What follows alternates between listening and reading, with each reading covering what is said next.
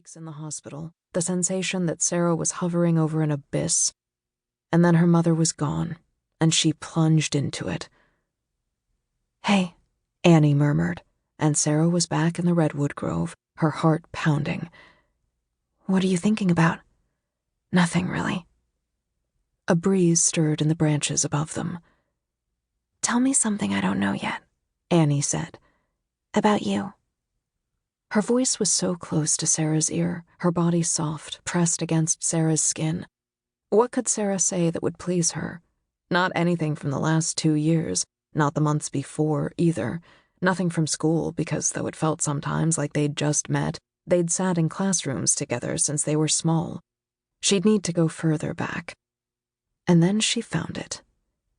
"My family used to play a game together, a drawing game. We'd sit around the table and one of us would start, usually my dad. He'd draw a street, or a train, or a mountain, and then the next person would add something else to it, people or cars or the sky.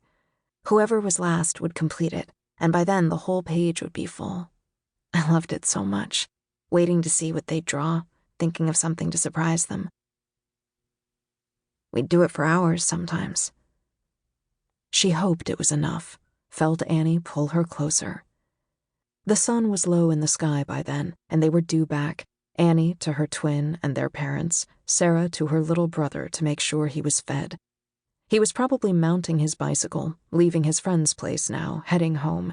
Maybe their father would be there tonight. Maybe not. Either way, Sarah would need to catch the bus back to town before the sun set over the ramshackle cabins and the rustic vacation homes and the wide, muddy river, over the Appaloosa bar and Wishes and Secrets hair salon and Lily's father's white-steepled church. But just another few minutes here first, she thought.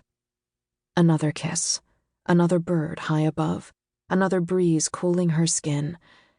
How easy it was to forget the rest when they were small and safe in the woods. At the other end of California, Emily pressed a new green plant into the dirt of her Catholic school's garden.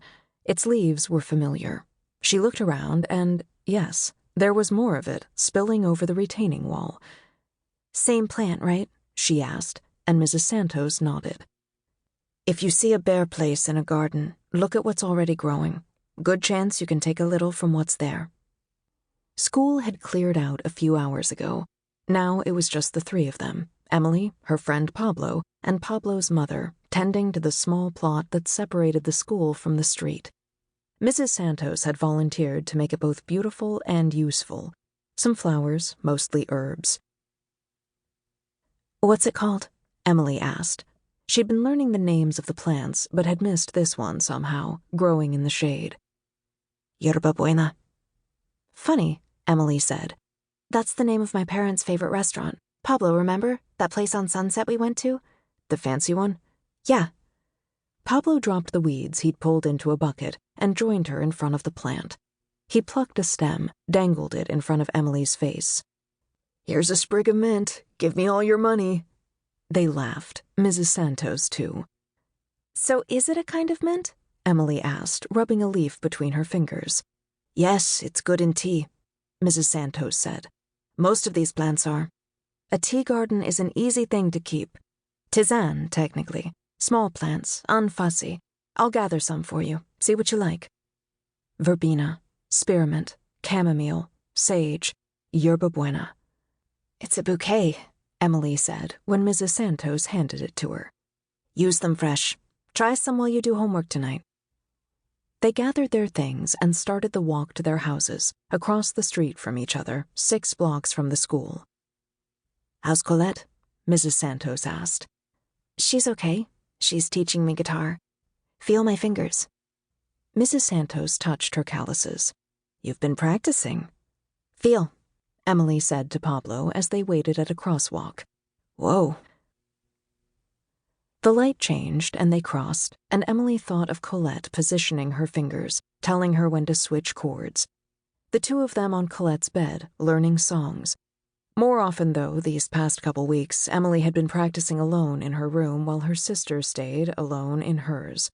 The scene from a couple nights ago came back, Colette screaming at her, slamming her door.